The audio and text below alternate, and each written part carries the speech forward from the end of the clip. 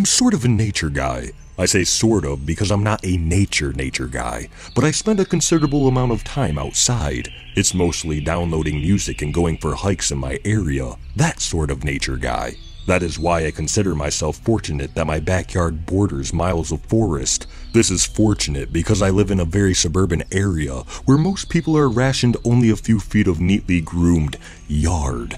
My backyard isn't large, but once I cross the threshold of brush and trees, I'm met with unearthed stones that create mock canyons. I get to walk along skinny running creeks of water. Some of the rock formations are so colossal, the area where the rock meets the soil juts up and forms overhangs that I can sit under to get out of the heat. It really is a gift to have all of this behind my house. I had never had a reason to feel anything but serenity out there, but as of a few months ago, that serenity has taken on the guise of uneasy anticipation that something horrible happened out there. About 3 months ago, I went as deep into the woods as I had ever gone. I probably made my way through the trailless woods for about 3 hours. I was following a creek that was a stone or two away from being dammed up, but I muscled on anyway when something caught my attention. There was the base of a man-made stone structure. I went over to investigate. The structure was a dark gray rock that had patches of green moss running up it. I thought to myself that it must have been an old fire pit or maybe a well of sorts, but what the hell did I know? There was no one around for miles, so the structure had to be really old. I was about to keep following the creek when it clicked with me. The structure was a chimney, the top of a chimney. At first I was in disbelief. There was no way it could be that. I started to dig away at the base of the chimney, and it kept on revealing more and more chimney, no matter how much dirt I moved away. I eventually got down on my knees and started moving the dirt away using a nearby rock to break it up. I went on, strangely invested in seeing its end, when I struck the roof shingles. Yes, a few inches below the dirt were the roof shingles. I didn't know whether to think it was cool or terrifying. I hadn't decided yet. I did know that I was going to come back with some shovels to move more dirt away because at the time I hadn't been completely freaked.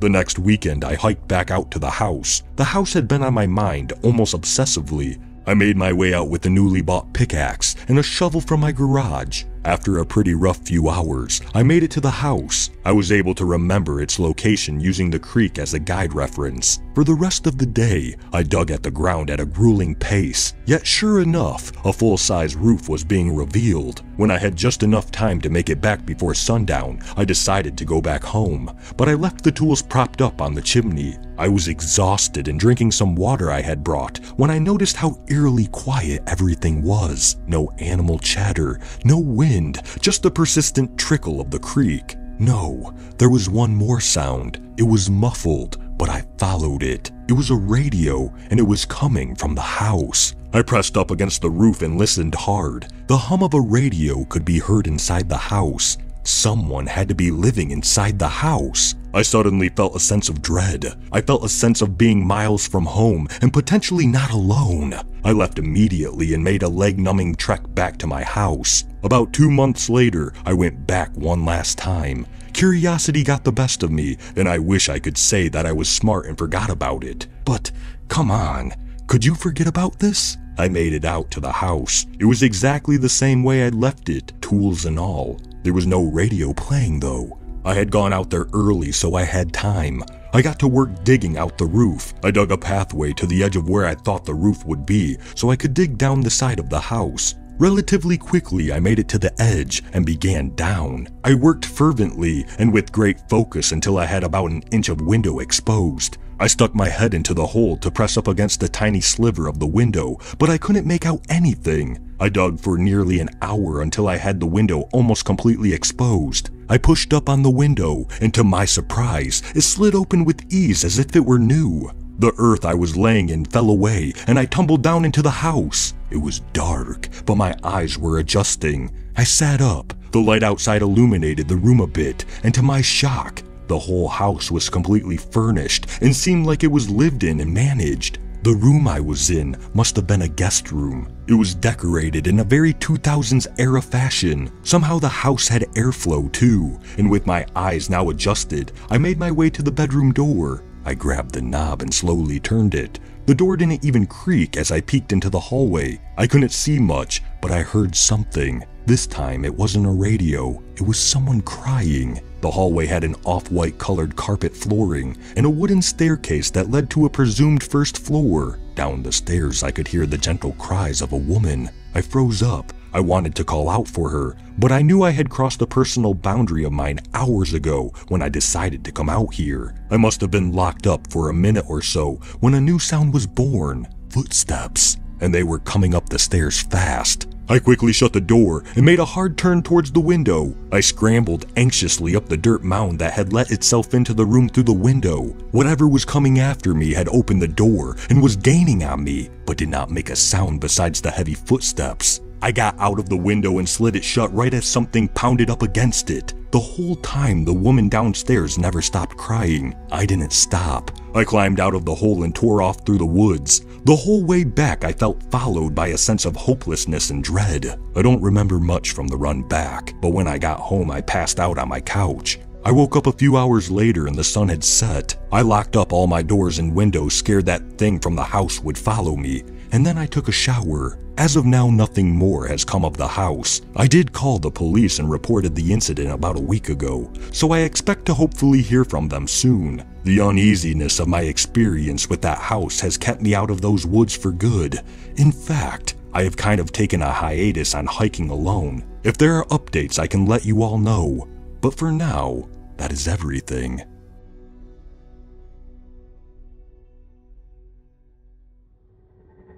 I've always had trouble sleeping. Between my history of insomnia, a recent breakup, and starting a new job, I was disappointed but unsurprised when I woke up around 2 a.m. a week ago. I made a half-hearted attempt to get back to sleep. My bladder had other ideas. As I stepped back into the bedroom after relieving myself, a white light caught my eye. It's not unusual for lights from my PC or the street lights outside to shine into my bedroom from the living room. This light was much brighter and was a neutral white. It was streaming in through the blinds of the front window. My immediate thought was that it must be a car outside. As I woke up a bit more though, I realized the light was coming from above the window. I walked over and parted the blinds slightly. Nothing seemed out of place on the street. I scanned up and down the road to be sure before moving my gaze upwards. I found the light source. It was a distant figure that was small in stature, floating well above the rooftops. I wasn't entirely certain if it was a child or something else. Its skin was gray and pale, and it didn't appear to be wearing any clothes. The figure looked thin. Its eyes were beyond black. They were voids. It was as if the figure had two black holes for eyes. To its left was a tractor trailer. It seemed to be looking at me intently. The trailer was floating perfectly still with a dim white halo around it. The truck was dangling by its fifth wheel from the trailer. I watched transfixed for ages as the figure performed an inspection of the truck, spinning it as needed to observe every surface. As I looked on, I noticed the figure wasn't in any sort of craft. It appeared to only have its bubble of light around it. I also observed that there wasn't a bit of light coming from anywhere in the neighborhood except the figure. Even the 24-hour gas station and convenience store down the hill was pitch black. I turned my gaze back to the figure. It was now looking at me.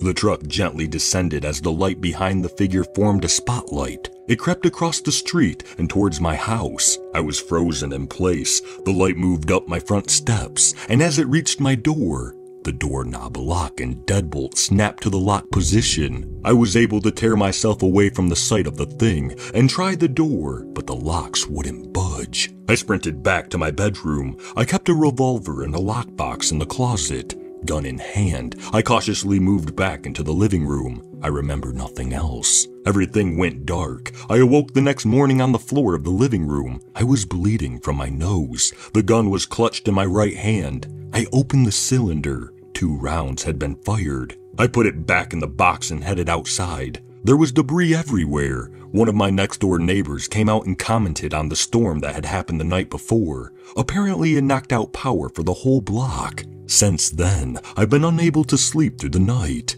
I never got nosebleeds before, but now I experience one a day for at least a few minutes. I've also noticed people treating me differently. Everyone is cordial, but no one seems willing to engage me in conversation more than a few words. I feel like they're looking at me when I'm not focusing on them. I don't really know how to process things.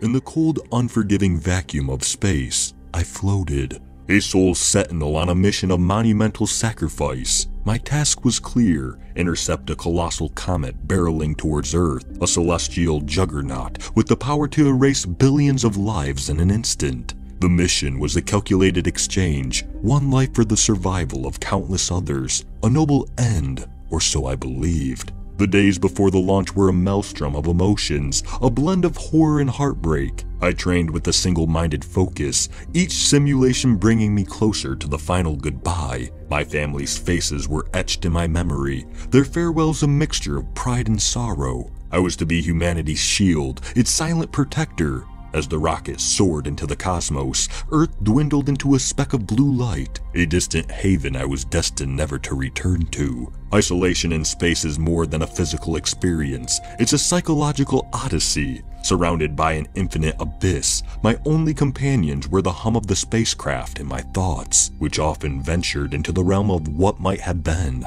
Time lost its meaning as I journeyed deeper into the void. The comet loomed before me, a monstrous entity of ice and rock, its size incomprehensible. My mission was straightforward: deploy the nuclear device, obliterate the comet, and accept my fate in the ensuing silence. However, the cosmos, it seemed, harbored other plans. A critical system failure occurred as I initiated the detonation sequence. The spacecraft spiraled out of control, my efforts to stabilize it futile against the relentless pull of the comet's gravity. The collision was not the end I had envisioned. Instead of the instantaneous oblivion I had braced for, I found myself stranded on the comet's surface, the Earth-saving device rendered useless. In the aftermath, I faced the stark reality. My mission had failed, and with it, the fate of Earth was sealed. The knowledge of the impending doom was a torture no physical pain could match. I watched, powerless, as the comet continued its deadly trajectory towards Earth, my home, now destined for annihilation. The days that followed were a blur of despair and resignation. I wandered the comet's barren surface, a ghost adrift in space, mourning a world lost before its destruction. The silence of space was overwhelming, a constant reminder of the solitude that was now my eternal sentence. It was during one of these aimless treks that I stumbled upon something inexplicable, an anomaly amidst the desolation. A structure, unmistakably artificial, protruded from the comet's icy crust.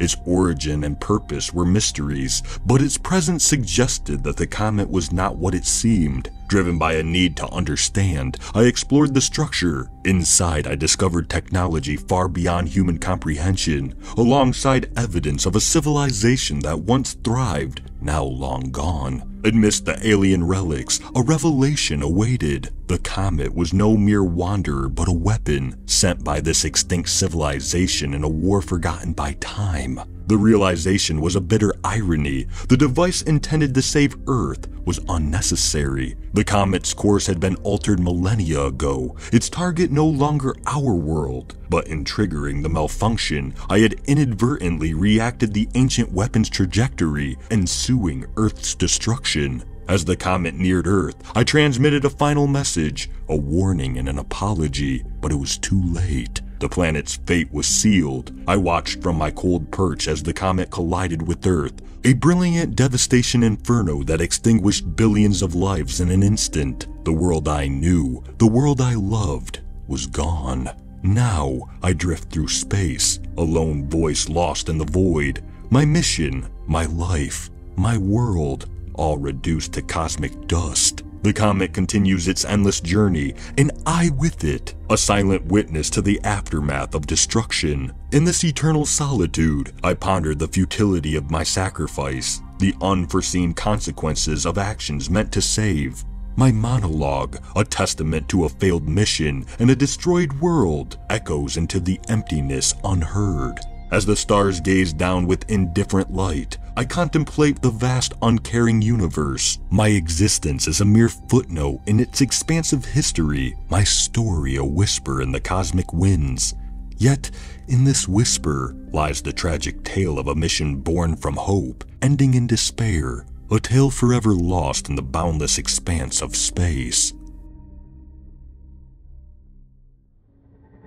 Valentine's Day had always been just another date on the calendar for me. Love, flowers, and romantic dinners were concepts that seemed foreign, and my girlfriend Amelia was growing tired of my indifference. Little did I know that forgetting this particular Valentine's Day would set off a chain of events that would plunge me into a nightmare I could never have imagined. As the evening unfolded, I was blissfully unaware of the importance of the day. I returned home to find Amelia sitting in a dimly lit living room, disappointment etched across her face. Roses adorned the table and a flickering candle fought to illuminate the strained atmosphere. "Really, Mark?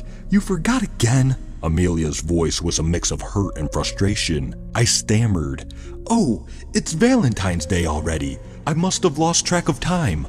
Sorry, babe." She sighed, a deep and exasperated sigh, as she shook her head. "This can't go on, Mark. I've had enough. Maybe you need a little reminder of what it's like to feel something."